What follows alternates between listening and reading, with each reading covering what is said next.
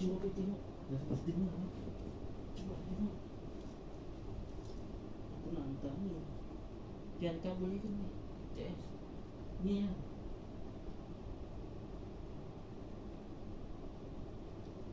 Elok lagi tu. Kalau simpan lama-lama pun dia tahan. Benda ni dia tahan. Yang tak boleh tahan kalau ni tu boleh tahan kalau tak percaya lah. Tidur je. Ini tidur dekat orang tamu. Tapi kena tengok.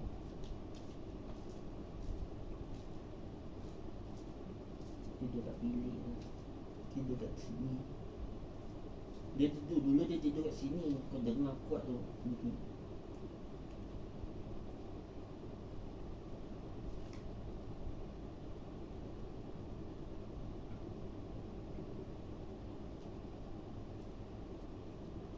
Kat depan bunyi. Lepas tu kat rumah orang lagi bunyi. Ada. Sampai tak boleh, abang lagi tak boleh tidur.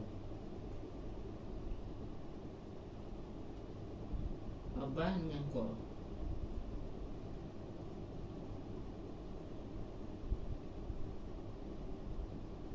Cubalah pejamkan mata kan. Cuba try.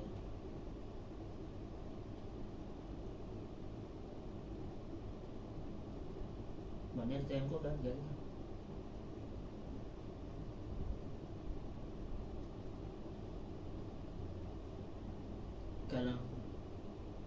Kalau latihan penculikan ni kau boleh buat. Dia tidur, kau diam-diam kau cabut lah ni.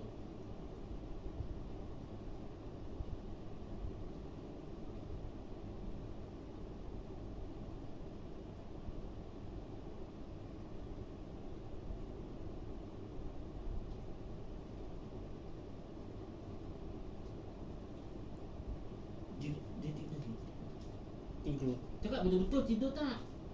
Ha? Tidur. Adik tidur tak tidur? Saya cakap betul-betul. Masa dah bangun ke? Biliknya tutup lampu je. Cakap lah betul-betul. Berapa kali aku nak cakap nanti tidur. Tak, bilik dia tutup lampu tak? Kalau tutup lampu maknanya orang tua dekat dalam. Tutup lampu. Ada orang tak kat dalam? Ada. Cakap lah betul-betul. Habis kat sini tak ada orang lah. Tak. Cakap lah betul-betul tak ada orang.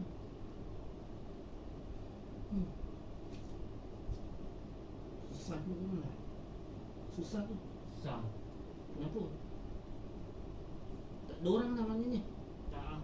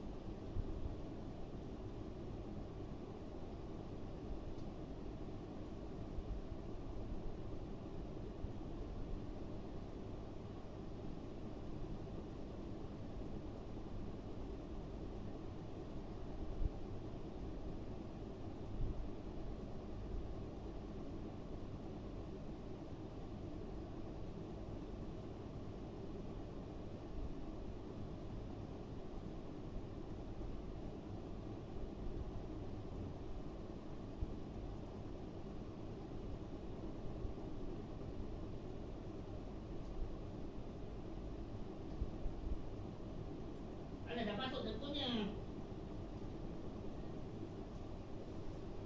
Wayang dekat mana? Kat situ. Dekat Aku dah tutup lampu dah. biar api. Dah tutup lampu. Lampu terbuka. Ni kan dah tutup. Masukkan ke dengkulnya. Dia dengkul. Gembung. Nah, tu aku nak masukkan.